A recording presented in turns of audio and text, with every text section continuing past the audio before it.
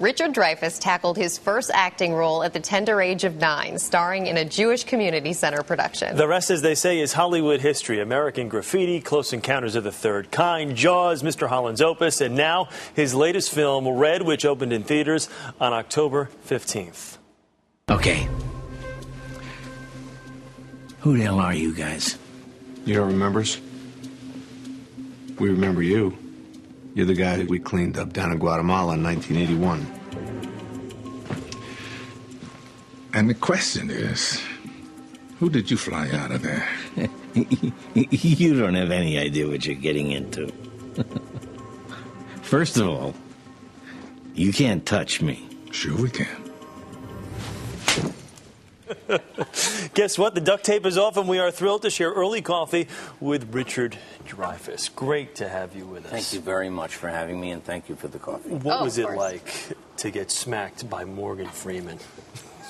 Well, first of all, I'm looking up at Bruce, Morgan, John Malkovich, and Helen Mirren is there, and I'm thinking, I belong here. Do anything you want. Yeah. How many takes did that take? Not many. It was, they know what they're doing. Everyone knows what they're doing. It originally had been different, and I had asked, why don't you tie me up? Yeah. And Bruce Willis later said he'd never heard anyone say that before, tie me up and beat me. Was that the thing that kind of drew you to this, though? I mean, to work with Bruce and Helen and Morgan. Yeah. I mean, it's quite a cast. Yeah, it's a very rare thing. I have, in essence, retired from acting and don't think of it as the center of my life. But when you get a chance to do something with people that you so admire, that's so rare. Yeah. And they don't write films anymore at all for actors, at all. You've been in so many films at this point, from Jaws to Close Encounters of the Third Kind. Birth of a Nation.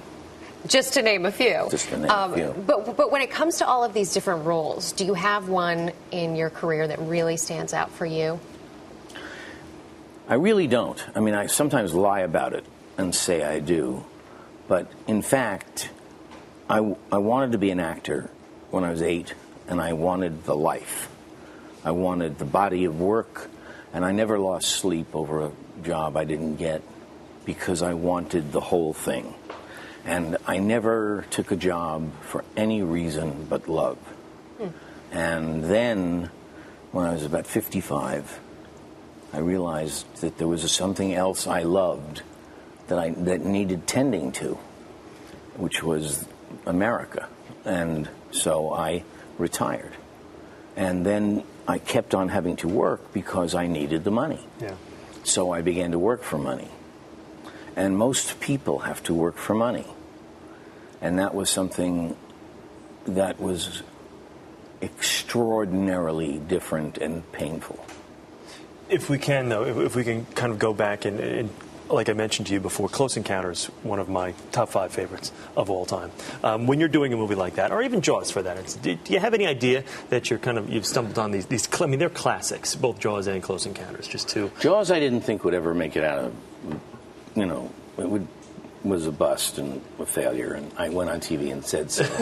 Was there something specific about it that made you think that way? Well, that it trebled its budget and quadrupled its schedule, and the shark never worked, and it would come up and it only has to work once, right? For one take. And so I just didn't know enough. Yeah. But Close Encounters, I lied, badmouthed every actor in Hollywood to get that part, because I knew that it would outlive us all, because it was such a noble idea.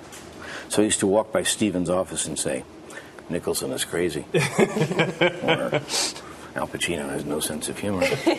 And I got the part because I said to him one day, you need a child. Yeah. And he went, you got the part. Talk to us about this new role that you're playing, this initiative that you're taking on, and what the turning point was for you to say America needs me and it needs a lot of people's help.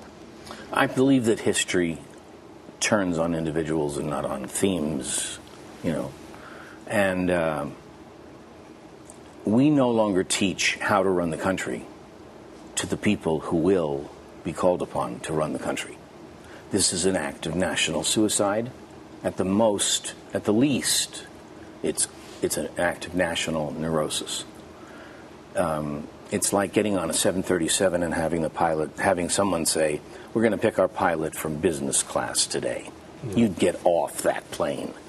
Or if the medical association said our new slogan is, "You want to be a neurosurgeon? Go ahead, be a neurosurgeon."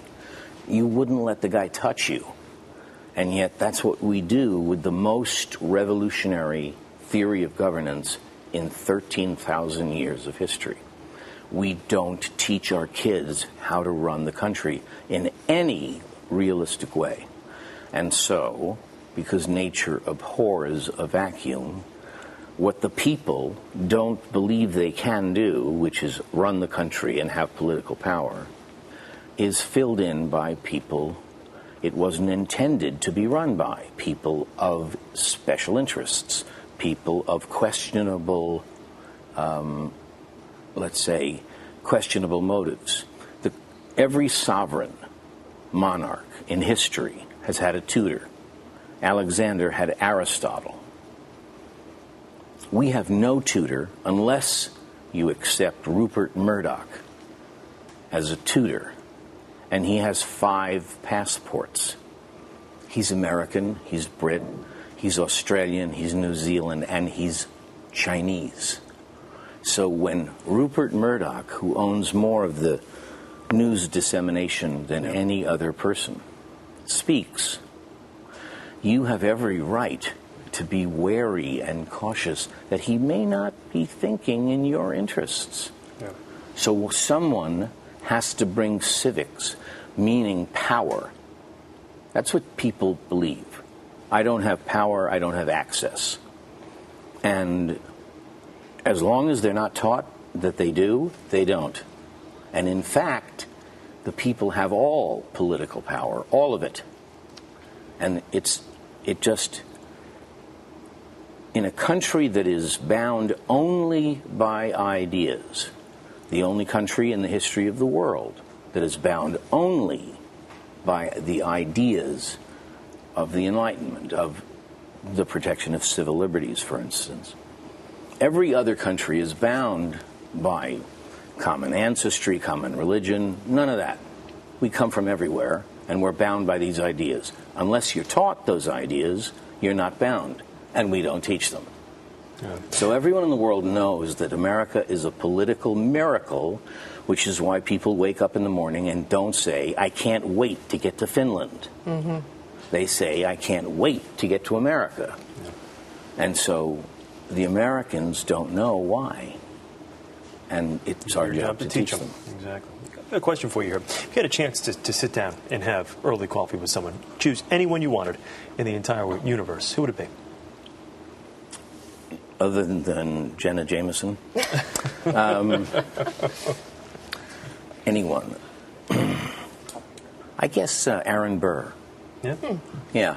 Because Aaron Burr is a person who is considered to be the second worst traitor in the history of the country, when in fact he did absolutely nothing wrong. And during his lifetime, he was known as the first gentleman of America. And it was only Thomas Jefferson, who was out to get him, that he got.